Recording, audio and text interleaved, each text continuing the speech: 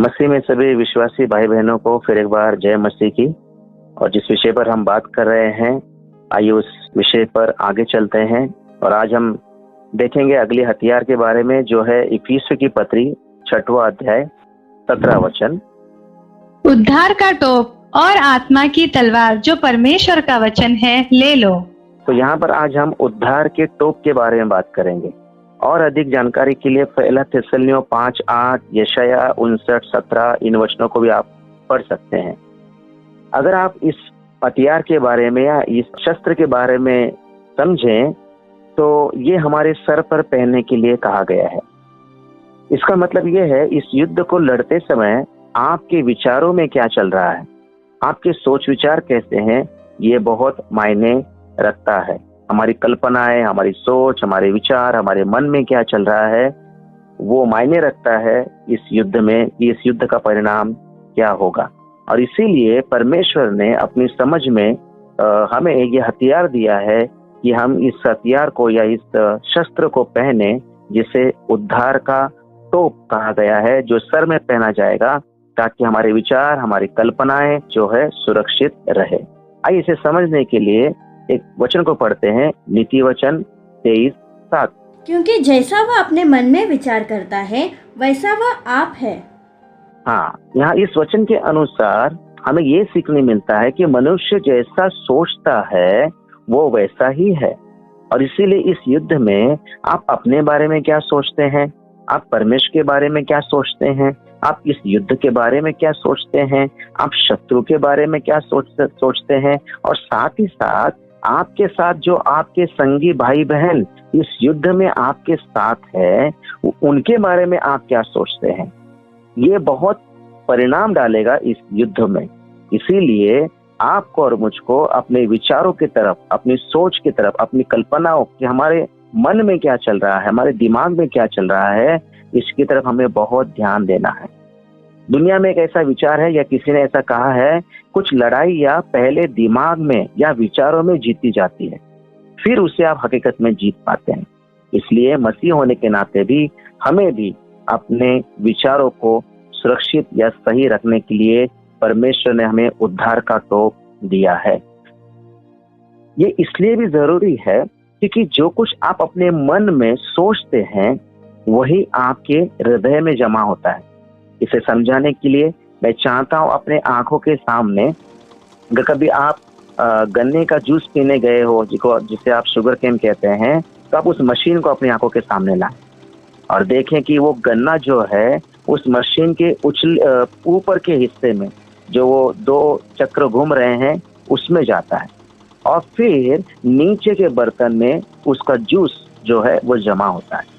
ठीक ऐसे ही वो जो 2 चक्र है वो हमारा मन है, उसमें जो कुछ भी जाएगा नीचे हमारे हृदय में वो चीजें जमा होगी, और ये दोनों मिलकर ये साबित करेगी कि इस युद्ध का परिणाम क्या होगा।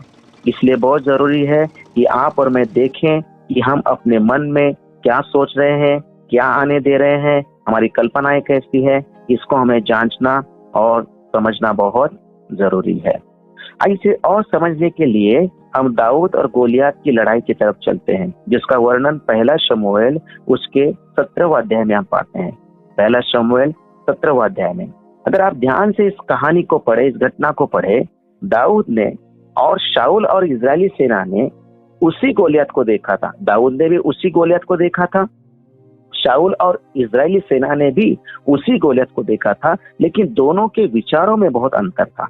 इस विचारों के अंतर में के कारण ही जो है इस युद्ध का परिणाम दाऊद के पक्ष में हुआ। तो आइए इससे कुछ बातें सीखने की कोशिश करते हैं। पहली बात, पहला शमूएल 17वां अध्याय 43 वचन देखेंगे, वहां क्या लिखा है। इसलिए कि युद्ध तो यहोवा का है। हाँ, सबसे पहली बात, दाऊद ने जब इस युद्ध में कदम रखा तो उसने अपने मन में इस बात को याद रखा, और जो उसके मन में था वही उसके मुख से निकला। उसने कहा युद्ध परमेश्वर का है। इसका मतलब इस युद्ध में वो परमेश्वर को केंद्र में रखता है, परमेश्वर को मध्य में रखता है, वो परमेश्वर को बीच में लेकर आता है।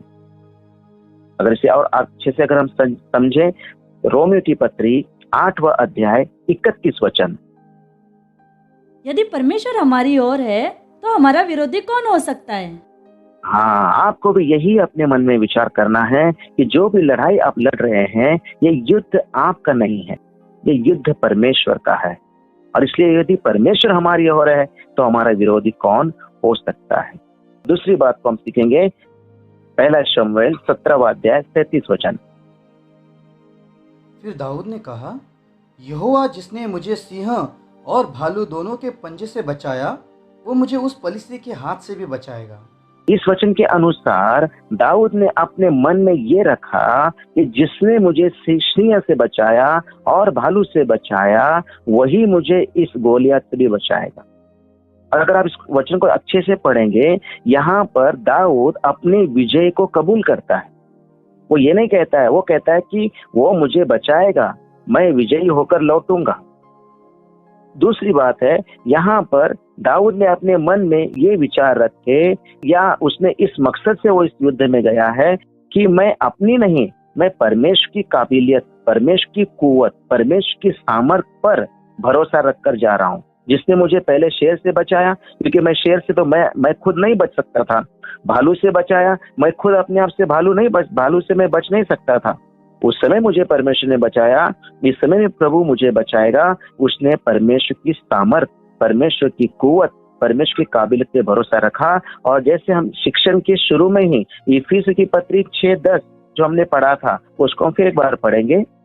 इसलिए प्रभु में और उसकी शक्ति के प्रभाव में बलवान बनो। हाँ, तो पहले हमने ये सीखा है। तो दाऊद भी इस समय वो परमेश्वर की सामर्थ्य पे भरोसा है। उसके मन में ये वो जानता है कि ये युद्ध वो अपनी ताकत से नहीं लड़ने वाला है, ये परमेश्वर की ताकत होगी, परमेश्वर की सामर्थ होगी, परमेश्वर की कुव्वत होगी। और आपको और मुझको भी इस युद्ध में अपने मन में याद रखना है कि हम अपनी शक्ति से नहीं, अपनी सामर्थ्य से नहीं, परमेश्वर की सामर्थ्य से ही इस युद्ध को हम जीत पाएंगे। हालेलुया। अगले मुद्दे पर चलते हैं, पहला शमूएल 17वां अध्याय 26 वचन।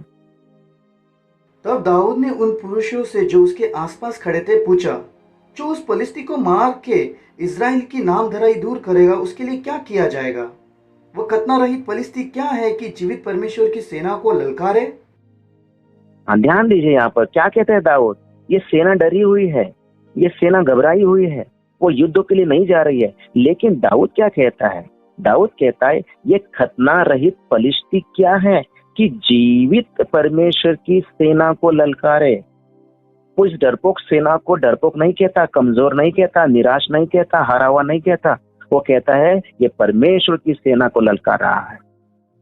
इससे आपको समझ में आएगा, दाऊद इस युद्ध में अपने साथ जो संगी योद्धा है, भले वो कमजोर है, भले वो निराश है, भले वो डरपोक जैसे लगते हैं, लेकिन वो उन्हें परमेश्वर की सेना कहता है। और ऐसा कहकर वो इजरायली सेना को वो आदर देता है, वो परमेश्वर की सेना को वो स्थान देता है जिसके वो काबिल है।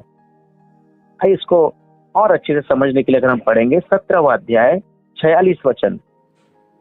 आज के दिन यहोवा तुझको मेरे हाथ में कर देगा, और मैं तुझको मारूंगा, और तेरा सिर तेरे धड़ से अलग करूंगा। और मैं आज के दिन पलिश्ती सेना के शव आकाश के पक्षियों और पृथ्वी के जीव जंतु को दे दूंगा।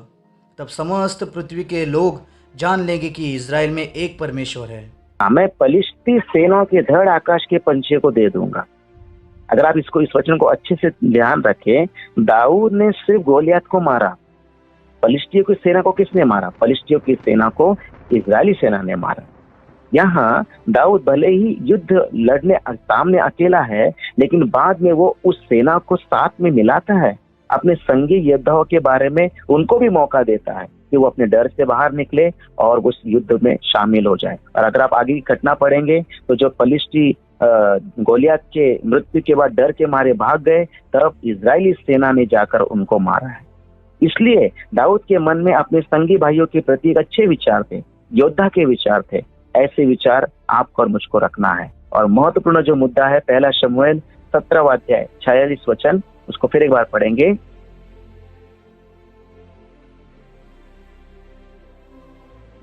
1746 फर्स्ट शमूएल। और मैं तुझको मारूंगा, और तेरा सिर तेरे धड़ से अलग करूंगा। मैं तुझे मारूंगा और तेरे सर को धड़ से अलग करूंगा। इस बात को हमको समझना है। और इसलिए फिलिप्पियों की पत्री 4 अध्याय 13 वचन पौलुस क्या कहता है? जो मुझे सामर्थ देता है उसमें मैं सब कुछ कर सकता हूँ। हाँ, तो आपको और मुझको अगर इस युद्ध में लड़ना है और विजयी होकर बाहर आना है तो हमें उद्धार का टोप दिया है, जो हमारे विचारों को सुरक्षित रखेगा। हमारे हमारे मन में क्या चल रहा है, हमारी सोच क्या है, एक सही सोच के साथ आपको इस युद्ध में उतरना है। सोच परमेश्वर के बारे में सही होना है, सोच अपने बारे में सही होना है, सोच अपने संगी भाइयों के बारे में सही होना है। अगर आप इस प्रकार एक सही सोच में अगर इस युद्ध में उतरे तो आप जरूर विजयी होकर बाहर आएंगे। प्रभु आपको आशीष दे। आइए प्रार्थना करें। प्यारे पिता, आज के इन वचनों के लिए धन्यवाद देते हैं। फिर एक बार सुनने वाले कान, समझने वाला मन, आज्ञा पालन करने वाला हृदय हमें प्रदान कर। यीशु के नाम से मांगते हैं, सुन और कबूल कर पिता। आमीन, आमीन। प्रभु आपको आशीष दे।